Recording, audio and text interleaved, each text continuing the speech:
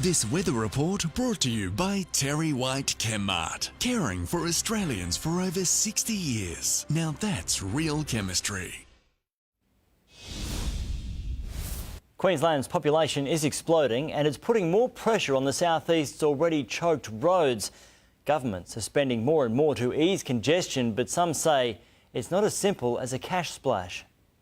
Morning. The M1 starting to build from Tanamera. Afternoon. Heavy on the Gateway 2 from Nudgee up towards the Pine River Bridge. To the north, south, east and west, roads are choked. The Bruce Highway we tend to avoid at all costs. The main motorway coming into Brisbane, it's horrendous. Made worse when this happens, a 12-car pile-up on the Pacific Motorway at Greenslopes this morning. The major highways are significantly impacted by congestion. It is the Centenary, it is the Pacific, it is the Gateway. Bleeding out to major arterials in morning peak hour traffic. Moggill and Kelvin Grove roads, Hale Street, the Story Bridge and Stanley Street are the worst bottlenecks. In the afternoon and evening, Moggill Road, Ipswich Road, Stanley and Vulture Streets see the most congestion. Upgrades to the Indooroopilly roundabout are causing a traffic nightmare.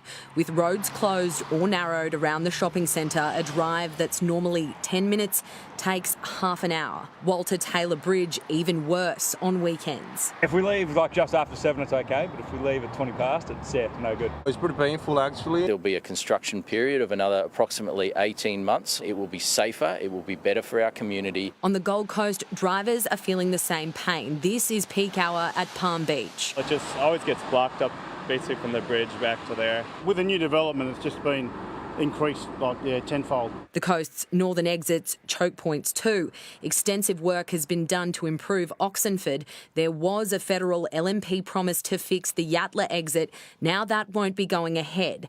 But we've got the $2.1 billion second M1 Coomera connector, early works underway there. The Bruce Highway is still a major focus. $13 billion will be spent over 15 years. Widening the stretch of road at Steve Irwin Way started last year and is expected to be finished by late this year. The population of southeast Queensland is growing. Advocacy groups say one of the keys to clearing our congested roads is to invest in public transport projects like the Cross River Rail. We need to be selective about what roads get improved, but we need to invest in other solutions like bus rapid transit, Brisbane Metro and active travel networks. To help relieve pressure, that just keeps building. Georgia Terry, 7 News. Weather now. Tony, you managed to find some sunshine today. Yes, Max, while there still are plenty of showers across the southeast today, we've managed to find a few hours of sunshine across the Redcliffe Peninsula here. And it's been a beautiful few hours and sunset here at Woody Point Jetty. Now, getting onto the maps, showers still across the region, mostly on the Gold and Sunshine coasts, but overall a little bit less vigorous than yesterday, and the upper cloud cleared, giving us that chance for some sunny breaks. 16 overnight, a top of 23 here around Redcliffe. Ipswich led the way on 24. Looking at the bigger picture, a high just east of Tasmania continues to push humid winds onto the Queensland and New South Wales coasts. Elsewhere, a rain band lies over South Australia. It'll sweep across tomorrow, bringing some patchy showers to inland parts of Queensland, while onshore winds remain on the coast, but the upper atmosphere stabilises a little bit, so showers should be quieter again than today, at least early in the day.